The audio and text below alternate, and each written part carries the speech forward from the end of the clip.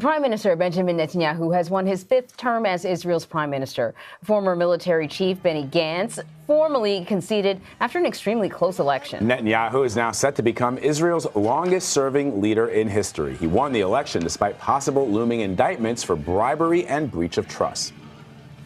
So Dan Raviv is a senior Washington correspondent at I-24 News and joins us now from Washington to talk more about the election results. So we talked, I think, maybe shortly after the election. It was way too close to call. But it looks like voters, at least enough voters, have decided to stick with Netanyahu despite, the concerns about corruption and what could be coming up after the election. So what gives? What are voters saying here? Hey, Vlad, Anne-Marie, it wasn't even close. I know you think it's close because the two leading parties are like neck and neck in the results. That would be Prime Minister Netanyahu's Likud party and Benny Gantz's new party called Blue and White. But there's Netanyahu acting prime ministerial in every way, knowing that he definitely had the advantage when it comes to grouping with other parties who are thought of as right-wing parties or ultra-Orthodox Jewish parties to form a coalition. Now, the coalition talks are just starting, but without doubt, he will be able to put together at least 61 seats out of 120 in the Knesset, the parliament. And so that's why we know that Netanyahu is the winner. He'll still be there. And that's why retired General Benny Gantz actually conceded. By the way, Gantz did say that he and his party, the Blue and White, will be a formidable opposition.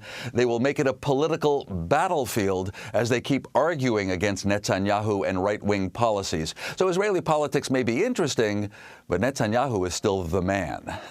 So explain for our audience the biggest differences between Netanyahu and Benny Gantz. That's simple.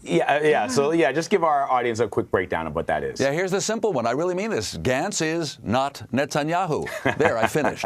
Because it's not totally clear what, as a former military chief of staff, Gantz would do about the Gaza Strip or about the West Bank where Palestinians live and they want independence, relations with the U.S., relations with other countries, the Iran threat as felt by Israel.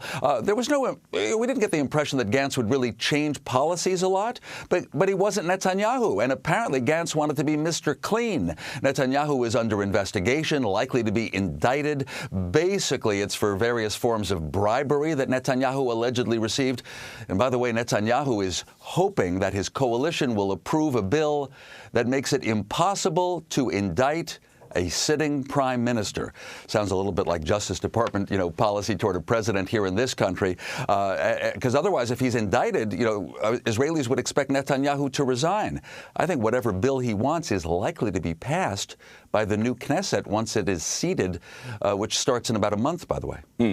So, Dan, the Prime Minister, Benjamin Netanyahu, right before the election happened, said that he would annex West Bank settlements. What's the plan for that? And looking ahead, what does it mean for a two-state solution, if there is even one in the cards, the Mideast process? Just break down what this means going forward in the next couple of years. Yeah, that was a very strong pledge by Netanyahu, trying to get more right-wing voters. He said that if he does continue as prime minister, then he would annex parts of the West Bank where Jewish settlers live. Now, on the one hand, there's a general impression, we're looking now, by the way, at the Gaza border, so that's kind of a different front, where Netanyahu says he'll be tough, and if necessary, the Israelis could invade Gaza and try to remove the Hamas radical Palestinians from power. But maybe Netanyahu said that would shed a lot of blood. We don't want to do that. We hope to just put pressure on Hamas. But in the West Bank, with annexation, Netanyahu was trying to get more votes. Does he want to upset the world by actually taking over some territory in the West Bank forever with annexation? I think he's actually reluctant to do it. But here's a story, because over the years, an Israeli prime minister would say to his cabinet, guys, I'd love to do this, but the U.S. won't let me do it. I can't anger the president. But Donald Trump is so pro-Israel and pro-Netanyahu that Netanyahu doesn't even have that excuse. He can't say, guys, Trump wouldn't like it. Trump is giving the green light to just about everything. So speaking of that, let's listen to what the president had to say about Benjamin Netanyahu, or Bibi as he calls him. So the fact that Bibi won, I think we'll see some pretty good action in terms of peace. I think we have a chance, and I think we have now a better chance with Bibi having won. Yes. So let's talk about this peace plan that we really don't know anything about. A huge chunk of what the president was sort of banking on, it appears, was that his son-in-law had such a close relationship with Benjamin Netanyahu that they would be able to hammer something out. But it seems as if the details of said plan were deliberately being kept out of the public until after this election. So can we presume that maybe we'll be seeing something now?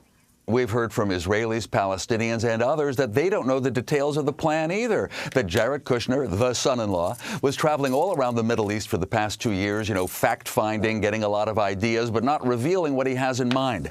People close to Kushner say that the plan won't be like old peace plans. It won't have to do with exactly where borders should be, suggesting where a Palestinian independent state should be, leaving it up to the parties. So what is it offering? Apparently, it's offering economic prosperity. That's what, reading between the lines, I think that's the key to it, hoping that Saudi Arabia, other rich Gulf Arab states will contribute a lot of money, promise jobs for Palestinians in the West Bank and Gaza, and Israel would have to give up some territory as part of negotiations, something Netanyahu doesn't want to do. So President Trump was saying there's a greater chance of peace with Netanyahu.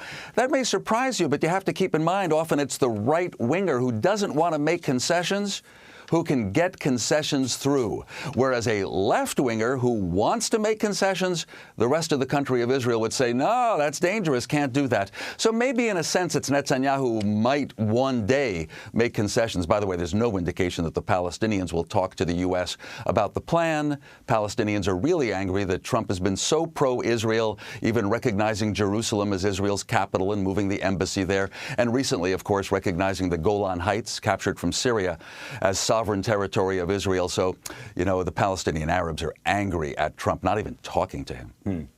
Really fascinating breakdown. Dan Raviv, always great to have you, friend. Thank you. Thank you.